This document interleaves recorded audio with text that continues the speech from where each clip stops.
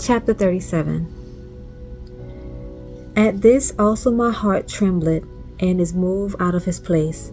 Hear attentively the noise of his voice, and the sound that goeth out of his mouth. He directed it under the whole heaven, and his lightning unto the ends of the earth. After it a voice roareth. He thundereth with his voice of his excellency, and he will not stay them when his voice is heard. God thundereth marvelously with his voice. Great things doeth he, which we cannot comprehend. For he said to the snow, Be thou on the earth, likewise to the small rain and to the great rain of his strength. He sealeth up the hand of every man, that all men may know his work. Then the beasts go into dens and remain in their places. Out of the south cometh the whirlwind, and cold out of the north. By the breath of God frost is given, and the breath of the waters is straitened. Also by watering he wearieth the thick cloud. He scattereth his bright cloud, and it is turned round about by his counsels, that they may do whatsoever he commanded them upon the face of the world in the earth. He caused it to come, whether for correction, or for his land, or for mercy. Hearken unto this, O Job. Stand still and consider the wondrous works of God. Dost thou know when God disposed them, and caused the light of his cloud to shine?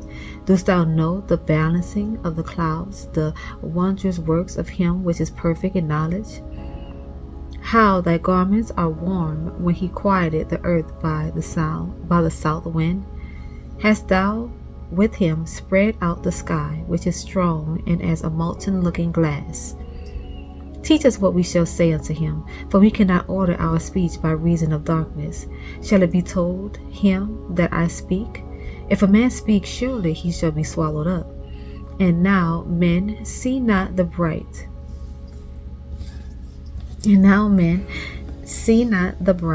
light which is in the clouds, but the wind passeth and cleanseth them. Fair weather cometh out of the north, with God is terrible majesty. Touching the Almighty we cannot find him out. He is excellent in power and in judgment, and in plenty of justice. He will not afflict. Men do therefore fear him. He respected not any that are wise of heart. Chapter 38. Then the Lord answered Job out of the whirlwind, and said, Who is this that darkeneth counsel by words without knowledge? Gird up now thy loins like a man, for I will demand of thee, and answer thou me. Where wast thou when I laid the foundations of the earth? Declare if thou hast understanding. Who had laid the measures thereof, if thou knowest? Or who has stretched the line upon it? Whereupon are the foundations thereof fastened? Or who laid the corner stone thereof? When the morning stars sang together, and all the sons of God shouted for joy? Or who shut up the sea with doors, when it brake forth as if it had issued out of the womb?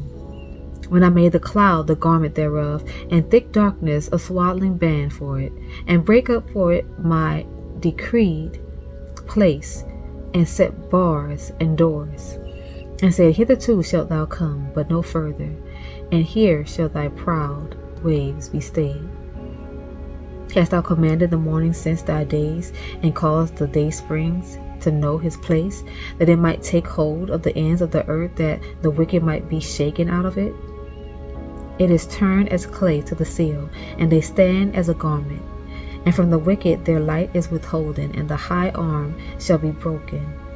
Hast thou entered into the springs of the sea, or hast thou walked in the search of the depth? Have the gates of the death be open unto thee? Or hast thou seen the doors of the shadow of death? Hast thou perceived the breadth of the earth? Declare if thou knowest it all. Where is the way where light dwelleth? And as for darkness, where is the place thereof? That thou shouldest take it to the bound thereof, and that thou shouldest know the paths to the house thereof. Knowest thou it, because thou wast then born? Or because thy number of thy days is great? Hast thou entered into the treasures of the snow? Or hast thou seen the treasures of the hail, which I have reserved against the time of trouble, against the day of battle and war? By what way is the light parted, which scattereth the east wind upon the earth? Who had divided a watercourse for the overflowing of waters, or a way for the lightning of thunder?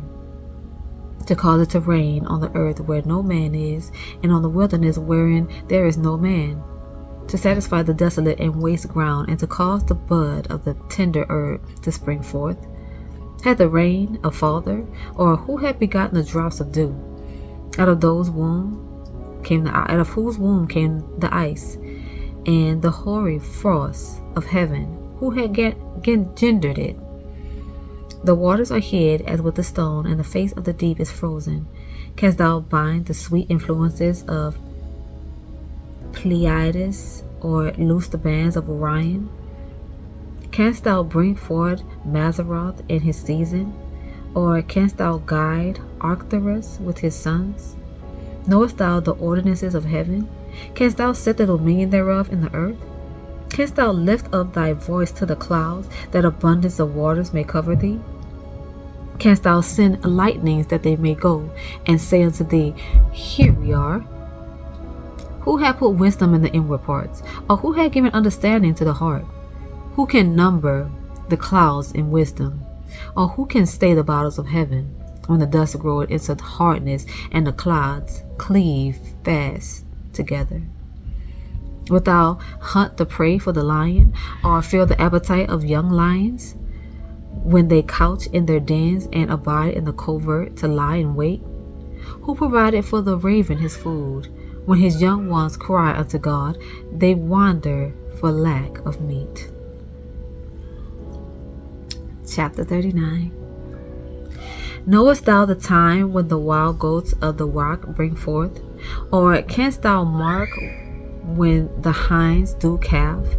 Canst thou number the months that they fulfill? Or knowest thou the time when they bring forth? They bow themselves, they bring forth their young ones, they cast out their sorrows. The young ones are in good liking, they grow up with corn, they go forth and return not unto them. Who hath sent out the wild ass free? Or who hath loosed the bands of the wild ass? Whose house I have made the wilderness, and the barren land his dwellings. He scorned the multitude of the city, neither regarded he the crying of the driver.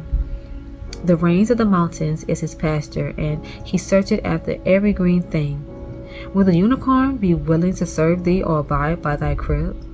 Canst thou bind the unicorn with his band in the furrow, or will he harrow the valleys after thee?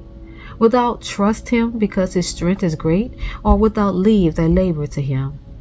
Wilt thou believe him that he will bring home thy seed and gather it into thy barn? Gavest thou the goodly wings unto the peacocks, or wings and feathers unto the ostrich, which leaveth her eggs in the earth and warmeth them in dust, and forgetteth that the foot may crush them, or that the wild beast may break them? She is hardened against her young ones, as though they were not hers. Her labor is in vain without fear, because God had deprived her of wisdom, neither had he imparted to her understanding.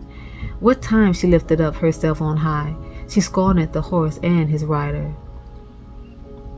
Hast thou given the horse strength? Hast thou clothed his neck with thunder?